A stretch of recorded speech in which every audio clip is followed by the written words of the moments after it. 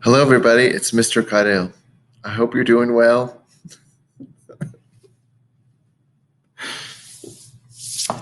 I'm doing well. I don't even know what to say. Sorry. Oh, I don't know if I'm going to cry or if I'm going to laugh more. Okay, 10th edition, 27.3. We just have a few items to go over here. This second day that we spend on prokaryotes is usually a day where we watch a lot of movies. There's always a lot of contemporary, up-to-date stuff on super big issues like bacterial antibiotic resistance, the superbugs, and a whole bunch of other stuff. So hopefully we're going to do that. Hopefully this is just a few minutes long, what we're doing here. Sorry. I don't even know what to do. Okay, so if you look at this page that's on your screen right now, I'm just going to go through this with you. So there's some good stuff here. I think that this chapter is a great chapter, to be honest. I like on the top of page 576, there's this table. We're going to go over this real quickly of kind of the designations that apply to certain prokaryotes that use energy in different ways. I'd like you to read about nitrogen fixation and metabolic cooperation. And then 27.4, I'm not going to have you read. It's just about all these subgroups of bacteria and how we organize them into a cohesive table. Here's a picture of most of them. I do want you to skim, I said on the fourth and fifth thing down on your slide, to skim these pages. Be amazed when you look at all this stuff. I think it's crazy the diversity and complexity that bacteria have. Certainly archaea is super important. And then I would love to have you read about the roles that bacteria play in the biosphere, and then just some diseases that affect humans that come from bacteria. But it's not going to be covered on the AP exam. And I think we've done enough for CMC with respect to prokaryotes. So you can just move on. You can skim those pages and take a look at the pictures if you'd like. Let's move on here. It's tough to talk about prokaryotes in our daily world without talking about antibiotic resistance. It's a big problem, meaning if you are infected by a certain strain of bacteria today, you have a high likelihood of being able to fight it off, either naturally or with the help of an antibiotic. And if you've had any dental work done or any minor surgery or major surgery done, they always give people antibiotics. But the problem is that through natural selection and through people not following the entire course of the antibiotic, often there are mutants that are selected for. Mutants meaning bacteria with different DNA sequences that create different proteins, and then for somehow they're able to survive. And in some cases, those are ones then if they get passed on to other people, and then we say, oh, we need to give that person an antibiotic, they have a bacterial infection, that antibiotic is unable to work on them. So here's a 2-minute movie on antibiotic resistance. What would you say if we told you that humanity is currently making a collaborative effort to engineer the perfect superbug? A bug that could kill hundreds of millions of people? Well, it is happening right now. We are in the process of creating a superbacterium.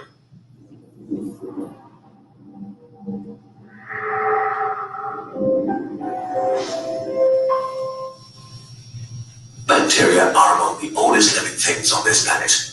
The smallest thing we still consider life, they are masters of survival and can be found everywhere. Most bacteria are harmless to us. Your body hosts trillions of them and they help you to survive. But others can invade your body, spread quickly, and kill you. Millions of people used to die as a result of bacterial infections, until we developed a superweapon, antibiotics. Together with vaccinations, antibiotics revolutionized medicine and saved millions of lives. Antibiotics kill the vast majority of susceptible bacteria fairly quickly, leaving only a small group of survivors that our immune system then deals with easily. How do antibiotics do this? Imagine a bacterium as a very complex machine with thousands of complex processes going on that keep it alive and active. Antibiotics disrupt this complex machinery, for example by interfering with its metabolism, slowing down their growth significantly so they are less of a threat. Other antibiotics attack DNA and prevent it from being replicated, which stops bacteria from multiplying, ultimately killing them. Or by simply ripping the outer layer of the bacteria to shreds so that their insides spill out and they die quickly. All of this without bothering body cells. But now, evolution is making things more complicated. By pure random chance, a small minority of the bacteria invading your body might have evolved a way to protect themselves. For example, by intercepting the antibiotics and changing the molecule so it becomes harmless. Or by investing energy in pumps that eject the antibiotics before they can do damage. A few immune bacteria are not that big a deal because the immune system can take care of them. But if they escape, they might spread their immunity. How can bacteria spread immunity? First of all, bacteria have two kinds of DNA, the chromosome and small free-floating parts called plasmids. They can hug each other and exchange those plasmids to exchange useful abilities. This way, immunity can be spread quickly through a population. Or in a process called transformation, bacteria can harvest dead bacteria and collect DNA pieces. This even works between different bacteria species and can lead to superbugs, bacteria that are immune to multiple antibiotics. Well, there we are. The age of antibiotics is over. This is a picture out of a magazine that I took a picture of a while ago. I would say 6 or 7 years ago, and that's true. We need to start looking for new antibiotics or different ways of killing bacteria that we don't want in our bodies because we're running out of antibiotics quickly. There was a huge development of them in like the 50s and 60s of the 1900s. And since then, the pace of antibiotic development has really slowed, but the pace of antibiotic-resistant bacteria has sped up. And so we're going the opposite direction that we should be on both of those fronts, and we're going to be in trouble at some point. So there are people, really smart people like this team at Princeton, trying to find different ways to kill bacteria. Or at least understand how bacteria communicate and maybe how we can interrupt that communication. Just know that this is a big topic. Hopefully we'll watch a movie or two on it. Just be aware of it in the news. Just add it to the growing list of things that need attention in our community. Let me tell you one thing that you can do. Super simple. Wherever you sit, whether it's your desk, whether it's a sofa, or wherever you just chill out and have a moment at the end of the day, put dental floss like in the cushion or convenient. This literally is one of the number one things that you can do to keep yourself healthy. I know your dentist tells you to do it all the time, but it is super great to do this. The bacteria in our mouths, we are realizing cause a whole host of problems. And you only brush about 60% of the surface. There's 2 planes out of 5 that are actually concealed by other teeth. And so the only way to clean them is to really get the gunk out of there. Just floss every day, 1 minute or less, and you'll be much happier and much healthier, in my opinion. Well, I've given you a handout, hopefully by this time, that has this picture on it. Let's just go over what some of these terms mean. Photo probably obviously means light, and autotroph. Troph means food, and an autotroph means someone a self-food, but more specifically, it means an organism that is getting food from an inorganic carbon source. And all that means is like a carbon attached to just an atom or two, like carbon dioxide, not in a big organic compound like a glucose molecule.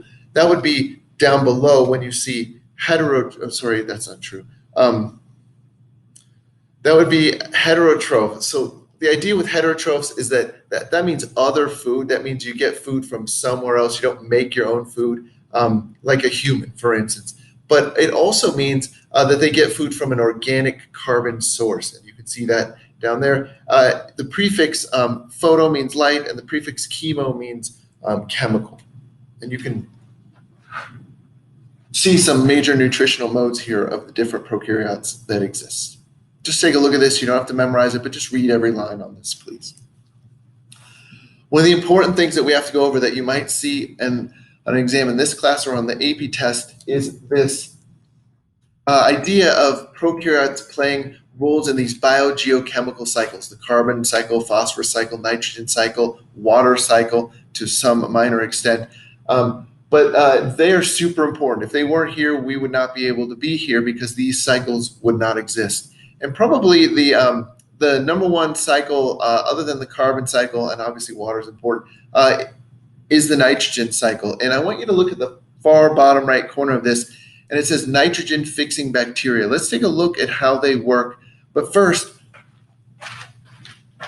let's review the composition of our atmosphere. Yes, about 21% of our atmosphere is oxygen gas. That's important. It's been created through photosynthesis, and we like to inhale oxygen in order to combine it with glucose to do cellular respiration. About 1% is carbon dioxide. We exhale carbon dioxide, and other things release carbon dioxide into the atmosphere. But this leaves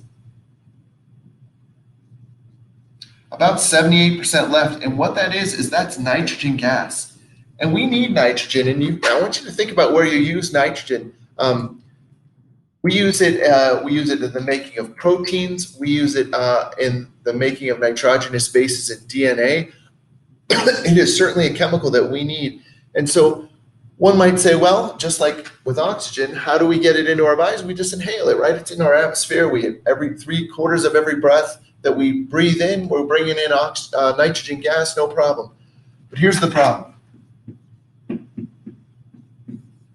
If you look at the periodic table and you see the valence shell electrons of nitrogen atoms, you'll see that there's 3 unpaired ones in the outermost shell in a single atom. And what they like to do is they want to get 3 more. There's 5 unpaired atoms, and they want 3 more electrons in the outermost shell. And the way that they can get 3 more electrons and get a balanced configuration in the creation of some sort of compound here is to do a triple bond with another nitrogen atom to make N2, nitrogen gas. Now, that's great. There's a lot of that in our atmosphere. But the problem is when we inhale this, we can't break this triple bond. Here is an example of where nitrogen exists in all amino acids in the creation of protein. Way over there in the amino group, you can see that right there. Well, we rely then on prokaryotes to break this for us. Not prokaryotes that exist in our body, but ones that exist primarily in the soil and some that exist in the ocean. They can break this bond. This is called nitrogen fixation. They're going to convert nitrogen gas to ammonia, NH3, and sometimes the ammonium ion, NH4+, but NH3, perfectly fine. And plants then, let's just talk about plants and how these bacteria that do this, that exist in the soil next to plants or on the plant roots, they create this ammonia, and then that gets incorporated into the plants, and the plants then use the nitrogen from the ammonia to create amino acids and make proteins, and then we eat plants or we eat things that ate plants, and that's how we get then the nitrogen into our bodies. You can see here these root nodules. This is a common place where these nitrogen fixing bacteria live. Make sure that you understand that. 27.4 talks about these big classification systems of bacteria, and you can see all these. And again, I just want you to thumb through the big fold out in the middle of the chapter. Take a look at all those different classifications of prokaryotes. I think it's fascinating. Finally, I think this is our last slide. Towards the end there, table 27.2, I've told you not to memorize this, but I do want you to read the certain characteristics that are common in bacteria, archaea, and eukaryotic cellular domains, and how they compare and how they contrast, similarities and differences. Don't memorize this, but I do want you to read every line. Spend a minute or two and just read every line of this.